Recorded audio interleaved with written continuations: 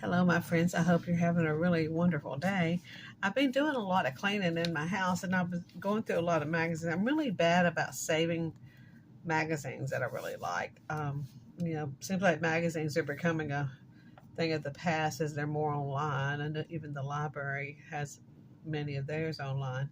But I feel like I have more than these because this was a year's subscription. So I'm missing a few. So I've got to try to find it. I don't know if you remember Workbasket magazine. Look how little they are, and they're so little and cute. And I loved these because they were very old looking and very antique looking, and it taught women many things. These are like sewing, like crocheting. These lids for canning jars and stuff, and and even in this one, I mean, it's just I still have all the cards. It was Workbasket was 99-cent pattern sale order form. I mean, this was like the coolest little magazine. And I kept it because I just loved the feel of it and I loved how it looked. And I hoped that one day I'd be able to do these things because I always loved to cross stitch. And I just ran out of time. I mean, this is really cool. I lost 33 pounds in 30 days. But even in here, it's the welcome mat. They're making,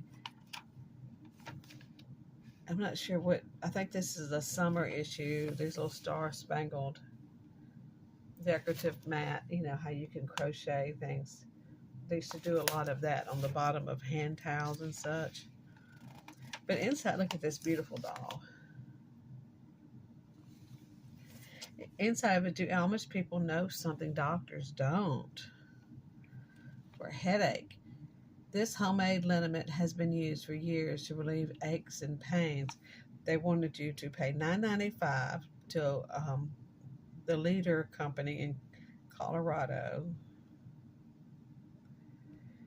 and found out all these home remedies of thinning hair, being nervous, trouble sleeping, want to stop smoking. I thought that was really cool. But I remember when we used to do this. This is a safety pin, and these are more safety pins, and they put beads on them, and then you would wear it. I remember those. I'm telling my age. I think you all know I'm in my 60s. I used to think, oh, I didn't want to be in my, and I don't. I'd much rather be in my 50s just because I felt better. But I just wanted to show these to y'all. I hope I have the Christmas. Make your own soaps and shampoo. Look at the front cover of that. I know I have a Christmas around here somewhere. I think I have a place in my den that I have a lot of old magazines. I need to go back and look. But it's wonderful if you love to crochet. I noticed you can still buy some of these like on eBay. They're not cheap. I saw one of them for quite expensive. But here's a Christmas one. Look, there's a quilted wreath.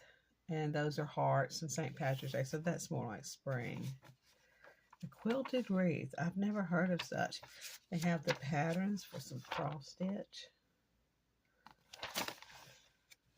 I wish I could show this. I won't pan the camera down just so you can see how cute it is.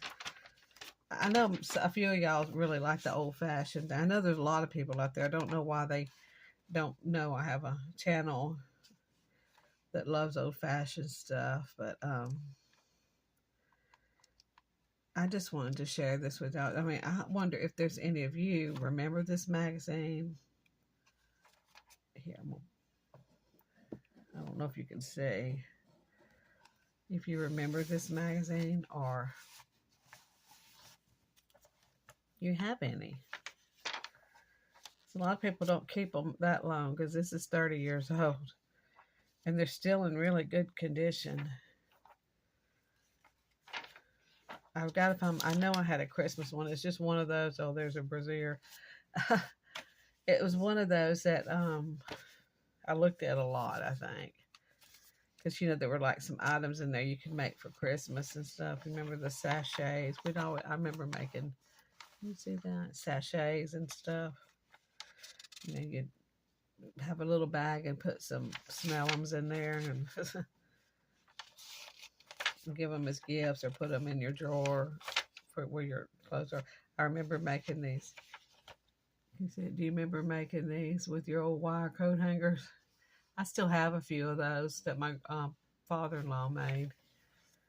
But this is just a reminiscence of a sweet little magazine I wanted to share with you.